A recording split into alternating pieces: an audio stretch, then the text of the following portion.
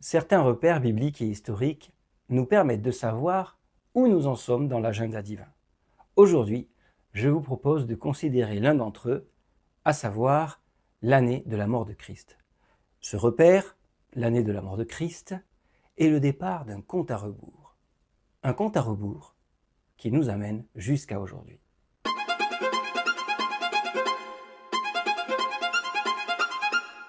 Bienvenue à tous, je suis très heureux de vous retrouver dans cette étude biblique qui s'annonce passionnante car elle nous amène petit à petit jusqu'à nos jours. Pour ce sujet, il nous faudra 2 vidéos. D'ailleurs, je voulais vous dire que les vidéos que je mets sur la chaîne, en général, ont une logique dans leur ordre. J'essaye de les disposer avec cohérence. Pour cette première partie, nous allons estimer au plus près l'année de la mort de Christ, car c'est à cette année-là que débute un compte à rebours dont l'issue est pleine de promesses. Pour y arriver, nous verrons quels sont les repères sur le plan biblique, mais aussi historique, qui nous permettent d'avancer l'année où Christ est mort, ou du moins de nous en approcher au plus près. Il y a 2 points d'ancrage majeurs. Le premier, c'est le début du ministère de Christ, qui est un point d'ancrage solidement établi. Et le deuxième repère, c'est la naissance du Christ en -2 avant notre ère. Ces 2 repères dans la vie de Christ vont nous permettre, grâce aux informations qui sont dans l'Évangile, d'estimer au plus près possible l'année où il a donné sa vie afin que nous puissions être sauvés. Pour déterminer l'année de la mort de Christ, le plus sûr est de partir d'un repère solide, à la fois biblique et historique. Or, nous avons ce repère dans l'Évangile de Luc, chapitre 3, verset 1, où il est mentionné la 15e année du règne de Tibère César. Tibère est devenu empereur en l'an 14 après Jésus-Christ. Sa 15e année correspond donc à 28-29 après Jésus-Christ. C'est à ce moment-là que Jean le Baptiste commence son ministère. Et un peu plus loin, dans Luc chapitre 3, versets 21 à 23, on voit que Jésus est baptisé peu après le début du ministère de Jean. Ainsi, cette mention de la 15e année de Tibère comme point de départ du ministère de Jean et du baptême de Jésus constitue un repère solide, confirmé à la fois par le texte biblique et par l'histoire. Luc précise également, en Luc chapitre 3, verset 23, que Jésus avait environ 30 ans lorsqu'il commença à prêcher. À l'époque, l'expression « environ 30 ans » signifiait, selon les usages et les historiens, un âge proche de 30 ans, à quelques mois près ou 1 an près, environ 6 mois d'écart dans un sens ou dans l'autre. Puisque Jésus est né en -2 ou -3 avant notre ère, ce détail concorde donc avec la date de 28-29 de notre ère comme début de son ministère. Un autre élément de confirmation se trouve en Jean chapitre 2, verset 20. Lors de la première Pâque du ministère de Jésus, les Juifs lui disent « Il a fallu 46 ans pour bâtir ce temple ». Cela indique que les travaux, commencés par Hérode le Grand, avaient débuté 46 ans plus tôt, soit vers 19-18 avant Jésus-Christ. L'historien Flavius Joseph confirme ce point. Hérode a lancé la rénovation du temple dans la 18e année de son règne. Comme Hérode a pris Jérusalem en 37 avant notre ère, sa 18e année correspond bien à -19, -20 avant notre ère, ce qui recoupe parfaitement le calcul basé sur Jean chapitre 2 verset 20.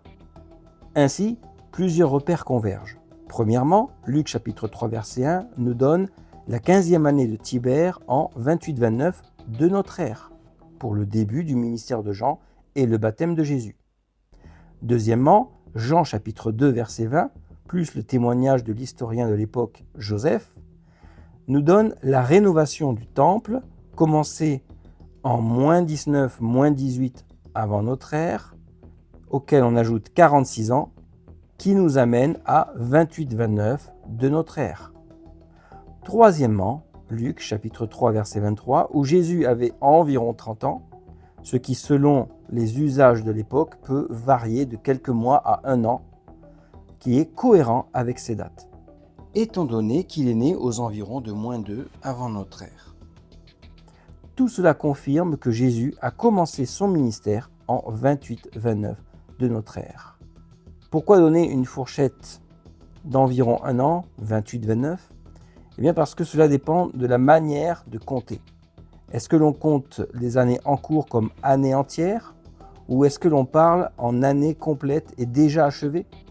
Eh bien, pour être prudent, je préfère laisser un an de marge.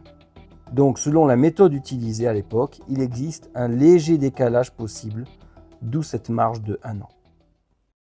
Oui, mais voilà, avec une simple recherche Internet, si vous tapez « date de la naissance de Christ », la réponse que vous aurez, c'est « il est mort entre -5 et -7 avant notre ère ». Pourquoi ? Parce que le roi Hérode, celui dont la Bible parle et que les mages sont allés voir pour annoncer la naissance du Messie, eh bien ce roi serait mort en -4 avant notre ère, selon les historiens modernes. Donc forcément, puisque Hérode a appris la naissance de Jésus, Jésus était forcément né avant la mort du roi. C'est pour cette raison que la plupart des historiens modernes datent la naissance de Jésus entre -5 et -7 avant notre ère. Mais Hérode le Grand est-il vraiment mort en -4 ? Pour ce qui suit, je vais m'appuyer sur les excellents travaux de l'historien Gérard Gertout. Et si cela vous intéresse, vous trouverez son étude complète en référence dans les descriptions de la vidéo. La date de -4 repose presque uniquement sur une éclipse de lune rapportée par le chroniqueur du 1er siècle Flavius Joseph, celle du 13 mars -4. Or, cette éclipse était peu visible depuis la Judée. C'était une éclipse partielle avec seulement 36% de magnitude. Elle s'est produite aux toutes premières heures du matin. Très faible, à un moment où peu de gens étaient éveillés. Elle est même absente de certaines listes d'éclipses marquantes. En revanche, une autre éclipse correspond bien mieux, celle du 10 janvier -1. Cette fois, c'était une éclipse totale, spectaculaire, bien visible depuis la Judée. Elle s'est produite en début de soirée, au commencement du Shabbat. La lune fut totalement occultée pendant 1h40. Un phénomène visible par tous qui a certainement marqué les esprits, ce qui rend l'éclipse de -1 bien plus logique. Un autre élément aussi. Le rouleau des jeunes précise que Hérode est mort le 2 Shebat, qui correspond au 26 janvier de l'an -1. 16 jours seulement après cette éclipse totale. Et ça, c'est exactement ce que rapporte Flavius Joseph. Hérode meurt peu après l'éclipse. Maintenant, si l'on retient l'éclipse du 13 mars -4, plus rien ne fonctionne. Le 2 de Shebat tombe alors le 30 janvier -4, ce qui fait mourir Hérode avant l'éclipse. Or, Joseph précise bien, Hérode meurt après l'éclipse, pas avant. Cela rend la datation de -4 impossible. Et n'oublions pas l'évangéliste Luc, qui nous permet de dater le ministère de Jésus. C'est lui qui nous donne les repères indispensables. La 46e année de rénovation du temple, la 15e année de Tibère César.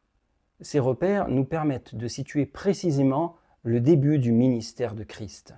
Et donc de remonter en arrière pour savoir quand le Christ est né. Luc est aussi une source particulièrement fiable. Il est médecin de formation, précis, minutieux, et il connaissait parfaitement le contexte de son époque. Il était en contact direct avec les apôtres, avec les proches de Jésus, et il les connaissait personnellement. Honnêtement, dans un contexte de polémique et de persécution, la moindre erreur faite par les chrétiens à cette époque, donc l'évangéliste Luc, aurait été immédiatement exploité par leurs ennemis. Or, il n'en a rien été. De plus, Luc n'avait aucun intérêt à inventer ou à fausser quoi que ce soit. Sa probité rend son témoignage inattaquable. D'un côté, l'éclipse totale du 10 janvier -1, spectaculaire, cohérente avec Joseph et les sources juives. De l'autre, le témoignage de Luc, qui ancre le ministère de Jésus dans une chronologie précise et fiable. Ces deux sources, qui sont indépendantes mais concordantes, mènent à une seule et même conclusion. Hérode est mort en -1 et Jésus est nécessairement né avant cette date. Au vu de tout cela, oui, je maintiens que Jésus est né en -2, voire -3 avant notre ère. Et que le début de son ministère a bien commencé en 28-29 de notre ère. C'est d'ailleurs ce qui ressort des travaux des historiens des siècles passés. Vous pouvez trouver leur datation dans l'étude de Gérard Gertout, dont j'ai mis la référence dans la description. À ce stade de notre vidéo, j'aimerais ouvrir une petite parenthèse. Personnellement, j'avoue que je me demande pourquoi les historiens modernes cherchent tant à décrédibiliser l'Évangile. Que cherchent-ils? Quelle est l'idéologie sous-jacente? Malgré les preuves, malgré les faisceaux d'indices que nous avons, la majorité des historiens continuent à prétendre que la mort de Hérode a eu lieu en -4, tout cela pour pouvoir au final dire que Jésus n'est pas né en -2 ou en -3, mais en -4, -5, -6, voire -7. Voilà, je ferme la parenthèse et on revient dans notre étude. Maintenant que nous savons que Christ est donc bien né en -2 avant notre ère, qu'il a commencé son ministère en 28-29 de notre ère, grâce à la lecture de l'Évangile, nous pouvons savoir en quelle année Christ est mort. En premier lieu, la première Pâque, en Jean chapitre 2, verset 13. Jésus commence à prêcher, puis, après, on le voit aller à Jérusalem pour célébrer sa première Pâque depuis son baptême. Ça, c'est notre premier repère. Deuxièmement, la fête des Juifs, en Jean chapitre 5, verset 1. Après cette Pâque, celle de Jean chapitre 2, verset 13, Jésus va en Samarie. C'est à ce moment-là qu'il y aura cette fameuse entrevue entre Jésus et la Samaritaine, à laquelle Jésus révèle qu'il est le Messie. C'est la première personne à qui il va le dire de cette manière aussi explicite. Plus loin dans le texte, il dira aux gens « Il reste 4 mois avant la moisson ». On retrouve ça en Jean chapitre 4, verset 35. La moisson en Israël commençait entre avril et mai. Donc 4 mois avant, nous sommes en hiver. Peu après, Jésus monte à Jérusalem pour célébrer cette fête juive, et ça, on le trouve en Jean chapitre 5, verset 1. Donc, entre la Pâque de Jean chapitre 2, verset 13, et la fête juive de Jean chapitre 5, verset 1, il y a forcément un an, puisqu'il y a eu l'hiver entre les deux. Troisièmement, la Pâque juive de Jean chapitre 6, verset 4.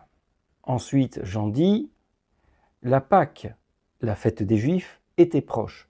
Mais entre la fête de Jean chapitre 5 et cette Pâque, il ne se passe pas juste quelques jours ou quelques semaines.